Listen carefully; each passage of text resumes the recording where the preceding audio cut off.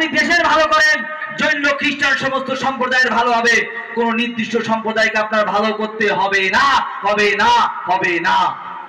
প্রতিটা সম্প্রদায় জানে কিভাবে তার সাম্প্রদায়িক বিষয়গুলোকে দেখতে হবে।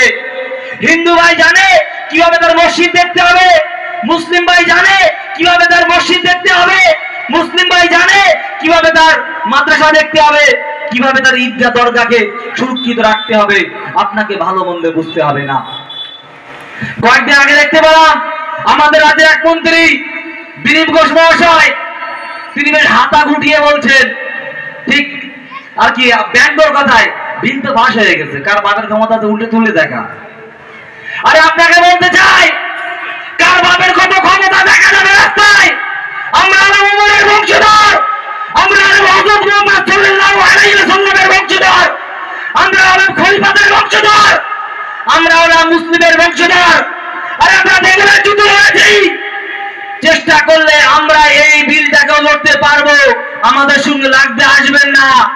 শুধু কিনা আমরা এই সংবিধানকে মাথার উপরে রাখি বলে এখনো পর্যন্ত সংবিধানের মতো করে চলছি, সংবিধানকে মান্যতা দিয়ে আমাদের আন্দোলন করছি। যদি আপনি বাপ দেখাতে আসেন, আপনার বাপ আমরা দেখিয়ে দিয়ে ছাড়বো, তবে আপনি এটি মতে রাখবেন। আরে কাদের বাপের কথা বলছেন?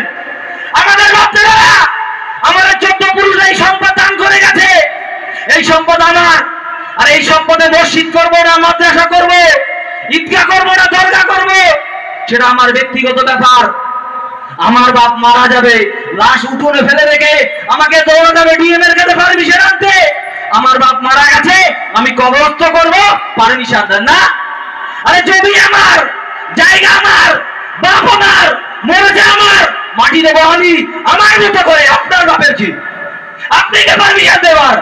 এই জমি আমার, বাপ মরেছে আমার, বুঝবো আমি। আপনি বলছেন কার কত বাপের ক্ষমতা দেখবেন না? আরে বাপের ক্ষমতা কি দেখবেন? বাপের ক্ষমতা আমরাও দেখাতে পারি, কিন্তু সংবিধানকে মান্যতা দিয়ে আমরা দেখাবো। আর একটা কথা বলে যায়, অনেকে ইদানিং দেখছি বড় বড় বাতেলা মারছেন বিভিন্ন সম্প্রদায়কে নিয়ে এবং উস্কানিমূলক বক্তব্য দিচ্ছেন, হিন্দু মুসলিম দাগ না লাগানোর চেষ্টা করছেন। তাদেরকে বলতে চাই, ভারতবর্ষ তথা সমস্ত পশ্চিম বাংলা জুড়ে যে ভ্রাতৃত্ব আছে, যে মাতৃত্ব আছে, এই ভ্রাতৃত্ব যদি কেউ খণ্ড করার চেষ্টা করেন, হিন্দু মুসলিম দাঙ্গা লাগানোর চেষ্টা করেন, তার বুকে পা তুলে দিলে দ্বীপ টেনে ছিঁড়ে দেবো, কোনো এলোবিলি বক্তব্য দিতে দেবো না। এ বাংলা আমার, এখানে হিন্দু মুসলিম কাঁধে কাঁধ মিলে ওয়াকাফ বিলের প্রতিবাদ করবে। এটাই হলো সেই ভারতবর্ষ, এটাই হলো সেই ভারত। আর আপনি এখানে দাঙ্গা লাগানোর চেষ্টা করবেন না। হ্যাঁ ভাই, ঠিকই বলেছি, জিপ টেনে ছিঁড়ে দেবো। আরে 17টা কেস খেয়ে আছি, পারলে কালকে আমার 107 নোটিশ পাঠান। তারপরেও বলছি, যদি কেউ ভারতের ভ্রাতৃত্ব নষ্ট করতে চাই, তার জিপ টেনে ছিঁড়ে নেবো, টেনে ছিঁড়ে নেবো, তারপরে ক্ষান্ত হবো, তার আগে ক্ষান্ত হবো না। এটি মাথায় রাখবেন। তো ভাই, হঠাৎ মনে পড়ছে যে ওয়াকাফের উপরে কেন এদের নজর পড়লো, এটা ভাববার বিষয়। কিন্তু ওয়াকাফ কেন? আরো কিছু তো আছে।